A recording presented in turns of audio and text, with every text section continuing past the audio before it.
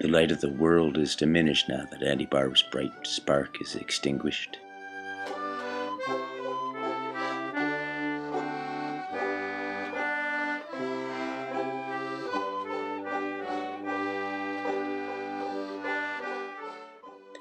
I share with my siblings memories of Auntie Barb's Christmas visits to London, how the house would rock with her laughter and we'd finally get at the presents that we'd been struggling at to open for weeks, and how we'd all gather and watch her shovel the driveway clear of snow.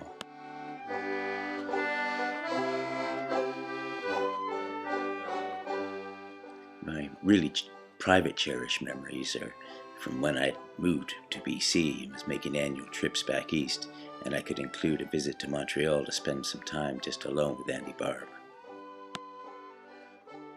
I had a chance to get to know her as a person, not just my elderly aunt.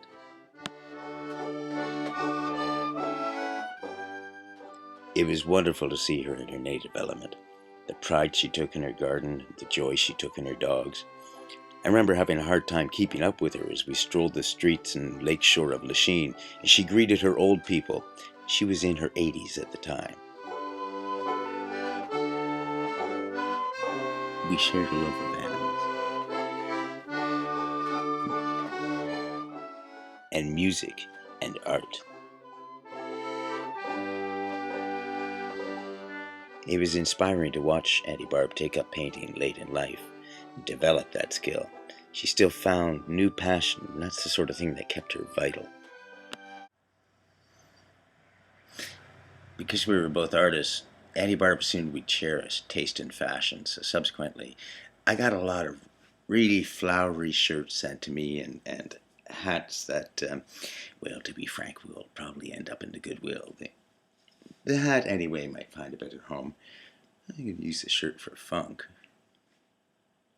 Which reminds me, on one of the trips to Montreal, I was looking for some cologne on an advice of a certain woman I know. And I was trying out, along with Auntie Barb, samples at different stores, and nothing was fitting quite right. She said she knew something that I would just love. She was sure of it. And she asked the clerk for it, and he said he didn't have a tester for it. If we wanted to open it up, we were going to have to buy the bottle. And I said, don't bother with this, I'll keep on looking. But she insisted that she knew I would love this fragrance.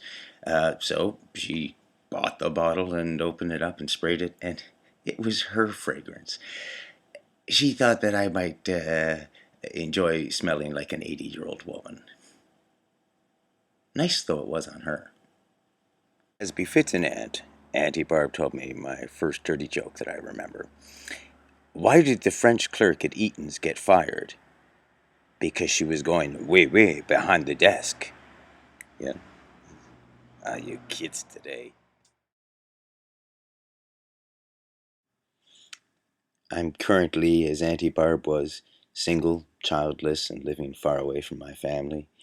And I've come to understand that those elaborately packaged presents that arrived every birthday and holiday were in part her way of saying, remember that there's someone far away who loves you. I haven't been nearly so diligent as she was at delivering that message, but I hope it's understood by my nibblings. And that's a real, non-gender specific term for my siblings' children. You can look it up. I did. Auntie Barb was a woman of superlatives. The term over the top was probably coined to describe her. She found a way to praise one's every efforts and achievements effusively. It was sometimes embarrassing to be introduced by her to someone, because by the time she was done, they would be expecting to meet Gandhi or Picasso. I could only strive to be half the man that Auntie Barb thought I was. Oh, we're just looking through the viewfinder. Don't waste it, darling. Don't waste it. Get the dog. Get the doggy. Yeah, but he doesn't do anything. He doesn't talk much about family.